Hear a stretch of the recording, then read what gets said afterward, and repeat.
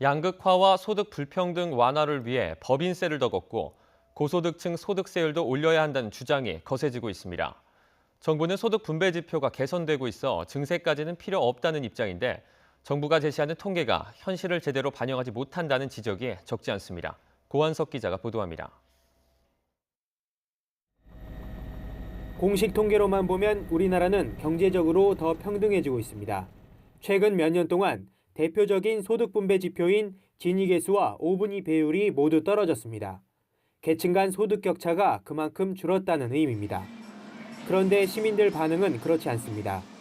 입사할 때 스펙이라는 게 필요한데 이 스펙이 이제 경제적인 지원 바탕에서 이루어지는 거라고 생각을 하거든요. 가정적으로 넉넉한 금수저 친구들은 되게 수월하게 쌓더라고요. 이런 데서 좀 허탈감 많이 느끼고요.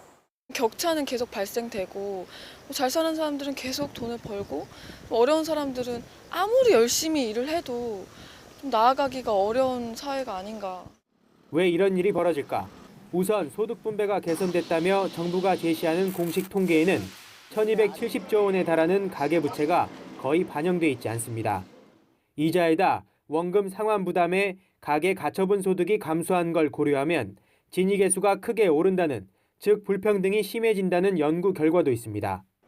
특히 조물주 위에 건물주 있다는 말이 나올 정도로 자산 소득이 커지고 소수에 집중되고 있다는 점 또한 고려할 필요가 있습니다.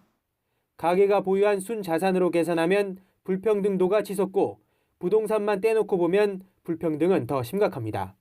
자산소득은 그 불평등도가 대단히 심할 뿐만 아니라 많은 경우 그 자산소득의 취득 절차는 저축에 의한 부분도 일정 부분은 있지만 투기라든지 상속이라든지 이런 우리가 보통 불로소득이라고 부르는 그 부분에 의해서 형성되는 경우가 많기 때문이겠죠. 흑수저, 금수저라는 말에서 드러나듯 부가 소수에게 집중되면 사회적 갈등은 커지고 대다수 가계의 소비 여력은 줄어 내수는 가라앉게 됩니다. 이런 부의 편중을 극복하고 조정하는 게 정부 역할이지만 우리나라 조세 정책이 부의 재분배에 기여하는 정도는 경제협력개발기구 OECD 회원국 평균의 5분의 1에 불과한 수준입니다. YTN 고한석입니다.